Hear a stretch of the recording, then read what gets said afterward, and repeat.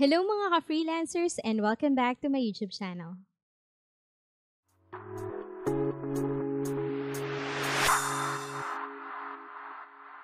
So dahil nga po iniiwasan ng BIR na magdagsaan yung mga taxpayer sa kani-kanilang mga RDO, ay pinayagan nila tayong makapag-file or submit ng ating mga attachment online. And the deadline of submission is on or before June 30, 2020. Mamaya ipapakita ko sa inyo kung paano tayo magsasubmit online. Let's discuss first, ano nga ba yung basic policy sa pagsasubmit ng attachment? So, based sa RMC number 24-2018, kung ikaw daw ay nagma-manual filing, kailangan upon filing ma-submit mo na siya. Pero kung ang ginagamit mo naman is yung eAFS, ito yung sa mga corporation, mga malalaking kumpanya, or EBIR forms, within 15 days from the deadline of filing. So, ang deadline kasi na binigay sa atin for this taxable year 2019, kung naaalala nyo, is on June 15, 2020. Kaya naman yung 15 days, kaya naman meron tayong hanggang June 30 para i-submit, diba? 15 days yung pagitan nun. So, meron din namang, para naman sa mga nakapag-late filing, meron pa rin kayong 15 days from the date of your electronic filing kasi whichever comes later eh. So, ayan. You still have 15 days para makapag-submit kung ikaw ay na late filing. Okay?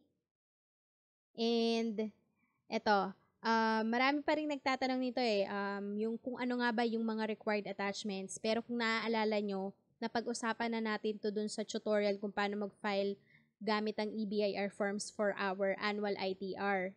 And I was actually looking, dito kasi naka-indicate kung ano bang form yung ginagamit mo, tapos ano yung required attachments. I was looking for 1701A, pero wala siya dito. Kasi po ako ay naka 8% flat rate. So, wala siya dito. Kasi yung 1701A, ang gumagamit niyan is yung mga naka-graduated rates with optional standard deduction, tsaka yung mga tulad kong naka 8% flat rate. Base sa ilang mga website, pursuant daw sa train law, exempted na daw na magpasa ng financial statements ang mga gumagamit ng 1701A. Pero I was trying to look for the Revenue Memorandum Circular kung saan naka-indicate yung mismong information na yon, pero hindi ko pa siya makita.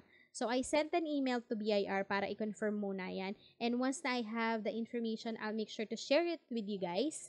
Pero ang pagkakaalam ko kasi, from the same Revenue Memorandum Circular, dito sa bullet 3 sa baba. Nabanggit ko na sa inyo to last time, na yung mga taxpayers who have electronically filed or paid their ITRs using EBIR forms or eAFS without any attachments required did not to submit printed copy on their e-file tax return to the concerned LTS office or RDO.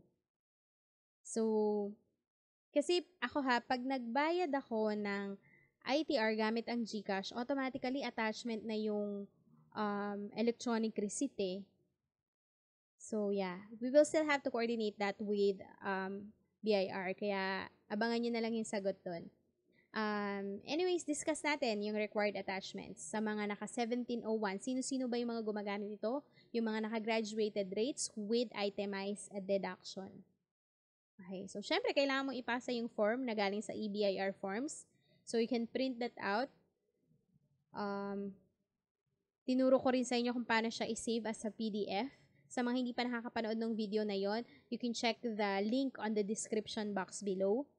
So, kailangan mo rin daw ng Certificate of Independent CPA kung ang iyong quarterly income, gross quarterly income, ay lumagpas ng 150,000. Kailangan mo rin magpasa ng account information form or financial statements. At kung ikaw yung magpapasa nitong number 3, kailangan mong mag-attach ng Statement of Management's Responsibility. Kailangan mo rin magpasa ng Certificate of Income. Ito, mula sa number 5 hanggang number 14, only if applicable lang to sa inyo. So, I will share the link para ma-access nyo to at para ma-check nyo lahat to kung alin ba yung applicable sa inyo. Okay? Now, if you want to check kung saan ko ba nakikita yung mga revenue memorandum na yan, dito lang sa BIR website. Punta ka lang dito sa Revenue Issuances. Punta ka dito. Tapos, pili ka lang ng taon. Kung ano yung gusto mong puntahan. O kaya naman, pwede mo rin silang i-follow sa kanilang official Facebook page para naman malaman mo kung may mga extension of deadlines ba sa pagpa-file. Actually, dito rin naman siya pinopost. Makikita mo rin siya dito. Kung i-check mo, Annual ITR. O, diba? Ayan, makikita mo dito yung mga announcement nila. Taxable year. Hindi pa yung spelling. Ayan, tignan mo, may mga guidelines silang binibigay. So, dito nila pinopost yan.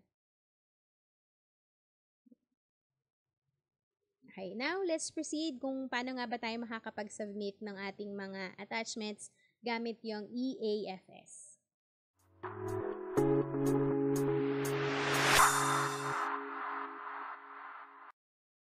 To start off with, punta ka lang muna sa bir.gov.ph, tapos i-click mo tong to access eAFS.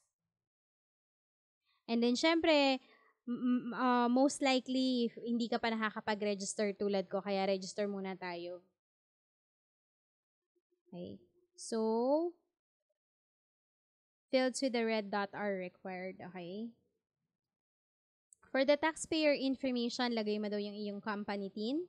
Kung ikaw ay company, pero kung ikaw ay freelancer or sole proprietor, lagay mo yung TIN mo dyan. Yung individual TIN.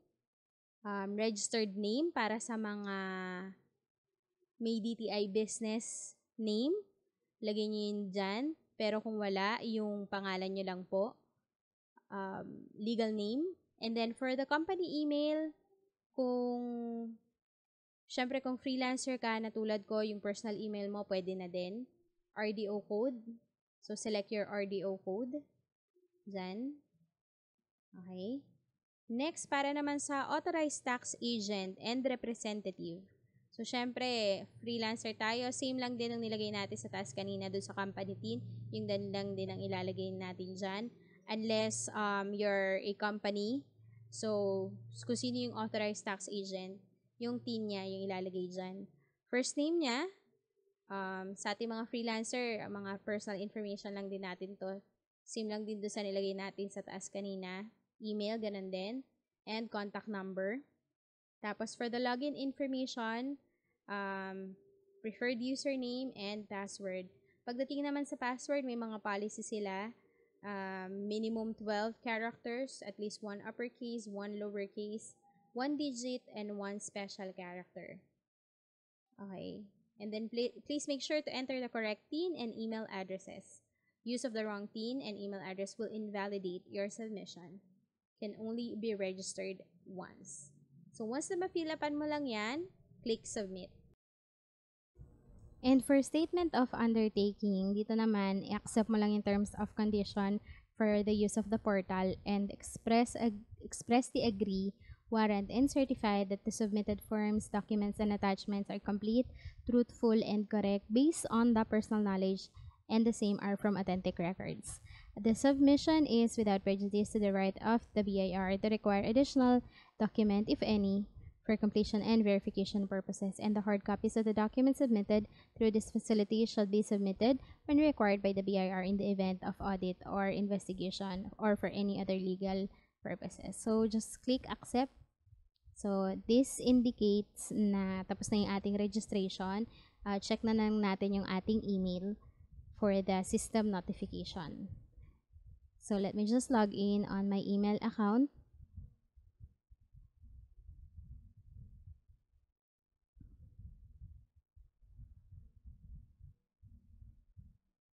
Okay, ito siya. Activate your BIR AFS e-submission. So, ayan. Okay. To log in, please use the following username. Okay. And click here to activate your account within 72 hours. Alright, so we have our account activated. Back to login lang tayo. And let's use the login details na ginamit natin during the registration. So, just key in your username and password and then click login. So, once you're logged in, go to File Upload. And then, ito makikita mo yung mga policy nila, which is kailangan daw PDF file, yung mga attachments. Kailangan din yung limit or yung file size limit is not greater than 4.8 GB. Ito naman yung mga required file names. Ito yung gagamitin mo sa ITR. Ito yung sa audited financial statement. At ito naman yung sa mga iba pang attachments. And you'll have to change itong dalawang X. Kailangan mo siyang i-change into digits, which is 01, 02, 03, and so on. And bago po muna ako mag-upload doon sa eAFS, pakita ko po muna sa inyo yung mga attachments na i-upload ko. So, ito po yon kasama yung BIR Form 1701A na nakuha ko sa eBIR Forms. And wag po kayong magtataka kung paano ko siya napagsama kasi kung mapapansin nyo, di ba, pag nagda-download tayo ng forms sa eBIR Forms, magkakahiwalay siya per page. So, gagawa po ako ng separate video tutorial kung paano nyo siya mapagsasama, and at the same time, papakita ko rin po dun sa inyo kung paano nga ba siya lagyan ng signature. Kasi mostly sa inyo, ang gagawin nyo is magpiprint, tapos i-scan. Pero I'll be doing a tutorial na kung saan hindi nyo siya kailangang i-print. Gagamit na lang kaya ng application sa computer. So, ito naman po yung aking financial statements. So, meron po akong balance sheet at saka income summary. So, na-derive po to or na-generate from my book of accounts. Sa mga gustong malaman kung ano-ano nga ba yung, kung paano nga ba siya i-generate, meron po akong separate na episodes sa YouTube about book of accounts. So, check that out. And then, isasama ko rin po yung aking proof of payment from GCash or yung tinatawag na electronic receipt kasi wala naman pong tatak yung aking form dahil electronic po ako nagbabayad.